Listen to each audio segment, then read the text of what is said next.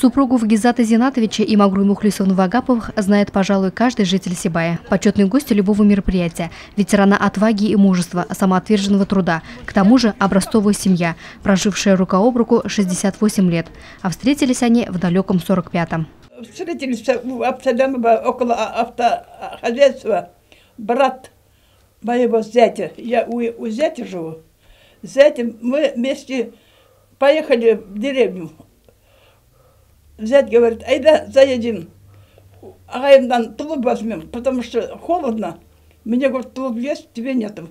Заехали мы за тулупом, смотрим, как раз в эту переднюю комнату латая ходит. После этого несколько лет вместе работали в одном райсовете и друг друга полюбили, поженились. 68 лет вместе живем. 4 детей, 7 внуков, 9 правнуков. На долю каждого из них выпала нелегкая жизнь, полная трудностей и испытаний. Весть о начале войны Гизата Зинатовича застала в 15-летнем возрасте, а по исполнению 17 лет юношу забрали на фронт.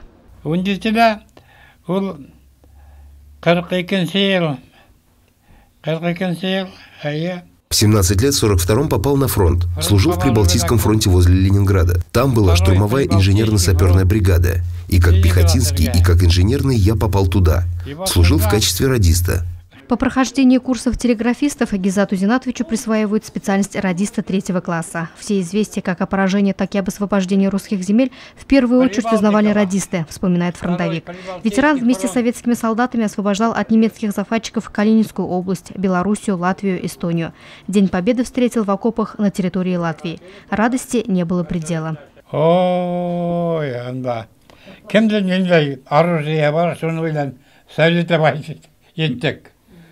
Победу встречали дружным залпом из всех орудий, а самое страшное на войне – это смерть, потеря товарищей и сослуживцев. В декабре 1945 года Гизат Зинатович Вагапов вернулся в родные края. Как учителя его отозвали с фронта. Пройденный огненный путь не остановил молодого парня. Много сил и стараний были вложены в восстановление родной страны. Больше 40 лет Гизат Зинатович проработал в комсомольских, партийных, советских, профсоюзных организациях. В Сибае трудился в горсовете. У ветерана войны и труда много наград как за боевые, так и за трудовые заслуги. Орден Отечественной войны 2-й степени, 16 медалей. Он персональный пенсионер Российской Федерации.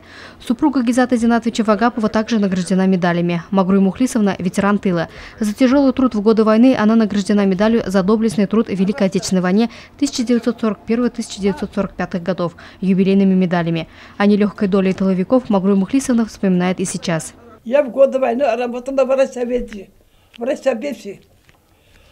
Как раз фронтовиклар с фронта вернутся, а я пенсию назначала им.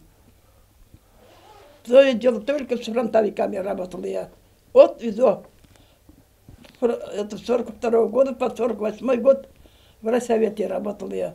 Кушать нечего, есть нечего. Ходили мы в командировку пешком. Утром, если уйдем, с одной подружкой вместе ходили, с одного конца Баймака, уже через несколько дней обратно воротились обратно. Голые, босиком, голодные, холодные. Вот так трудно было, очень трудно было. Трогательные истории родителей дети и внуки бережно хранят в памяти и с особым трепетом относятся к своим родным и близким, прошедшим нелегкий путь, но сумевшим сохранить любовь к жизни. Луиза Мустафина, Радмир Сингулов, Любовь Карпова для службы новостей.